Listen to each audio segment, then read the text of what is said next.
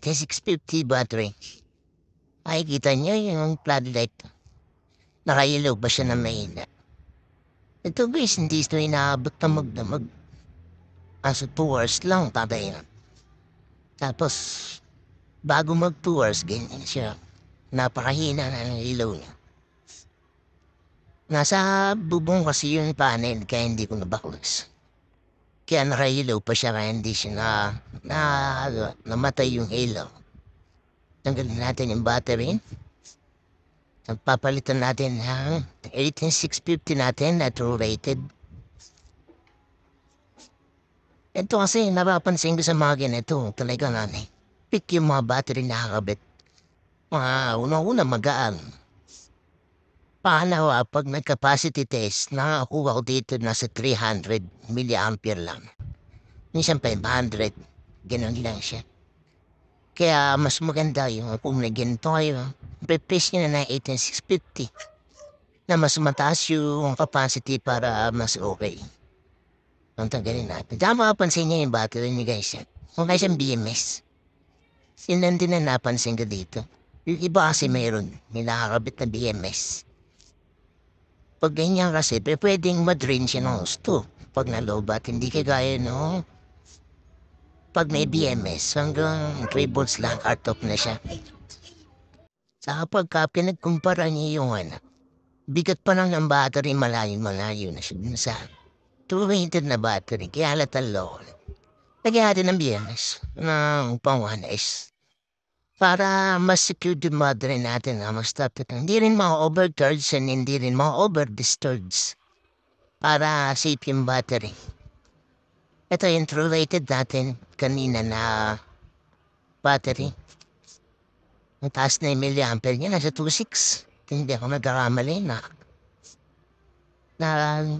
kapit natin yung BMS. Para sigurado tatagal yung battery natin. Makikita niyo naman talaga na yung isa walang BMS. Yung ganitong floodlight nito, mumurahin lang to eh. Parang naalala ko siguro nasa 100 plus o 200 plus lang pong floodlight na to. Pero kahit pa paano wala kayong bagay ito.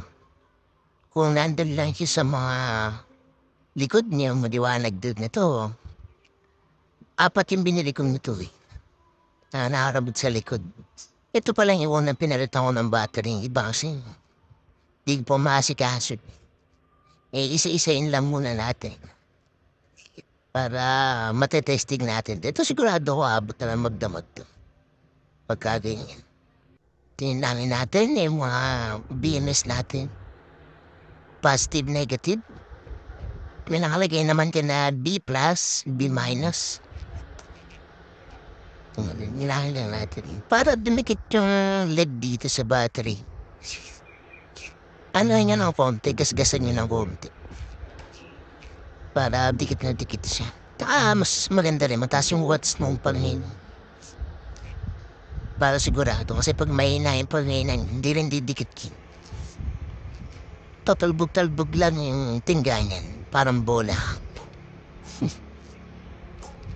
Yan lang natin, BMS. Kapit natin sa battery para matestin natin kung okay. Langin-langin muna natin. Sa B plus na yan, nasa ibabaw. Tapos yung connection niya pupunta sa ilaw, yung P minus saka P plus. May naka-indicate din naman doon sa BMS niya. Yung mga iba nababaklas ko nito, may mga BMS din sa battery. Ito siguro dahil mura lang.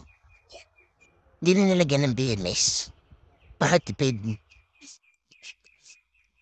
Yan. Kaya naman niya ipuntod ng battery.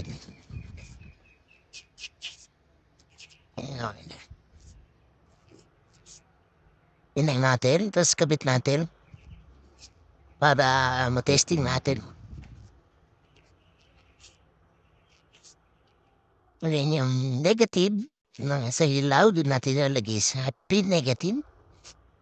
At yung plus positive naman yan sa P positive, naka-indicate dun sa ano, sa BMS niyan, makikita niyo. BMS na ginamit natin, 1S BMS.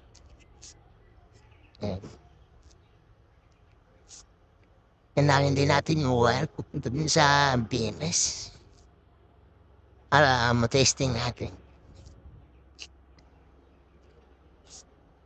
Medyo mahirap lang baklasin yun. Yung sa ramen, marami namang diskarte dyan. Pero ako kung saan nasa ko sa heat gun. Initan nyo lang pagka nainitan nyo na. Tapos medyo tutuklapin mo lang yung salamin, matatanggal na yun. Kailangan na mainitin siya para lumambot yung ano niya. Yung silikod niya dun sa sulit. Yan ninahin natin yung BMS natin. P minus, P plus. Nakalagay. Testing natin.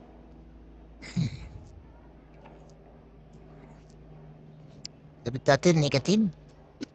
B minus negative. Sunod natin yung P positive sa battery.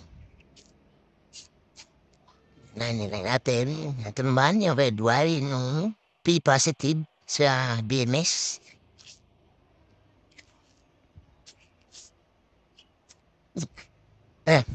Liwanag guys. Silaw ako Magulat ako. Tukpan muna natin yung ilaw.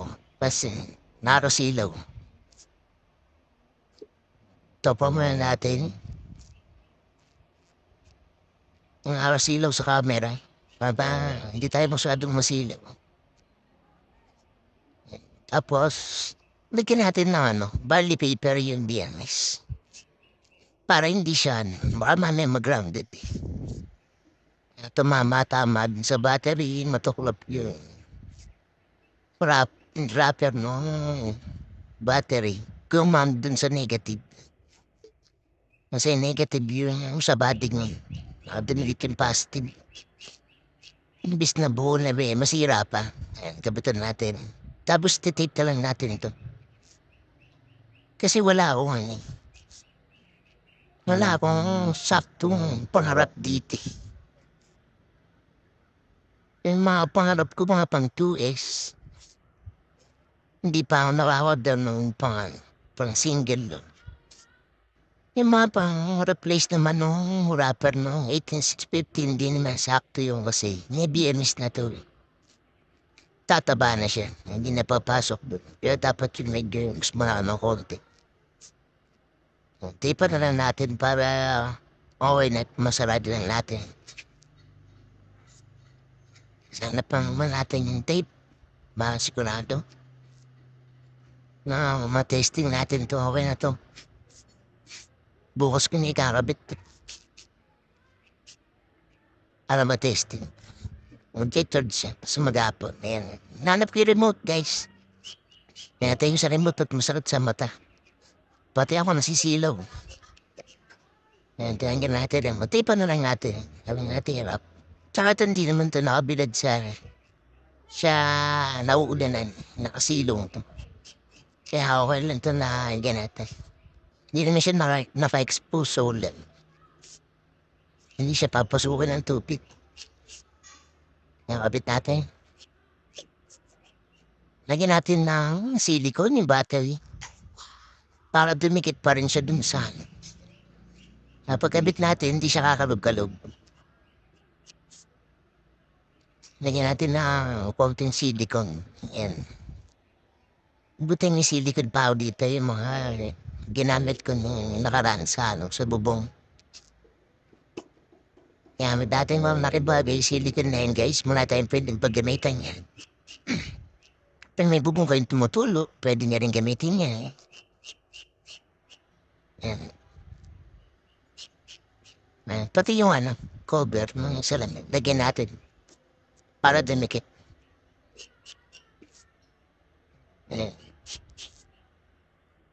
Apat na konti lang nalagay natin para susunod kung magkakaproblema, mabilis din natin matatanggal. Lagyan lang natin para hindi malaglag na salamin. sinanda dati, nagpalit ako nito dito din sa nakalimutan ko lagyan ng silang. Ay, naubusan ako ng silang. Rugby nilagay ko.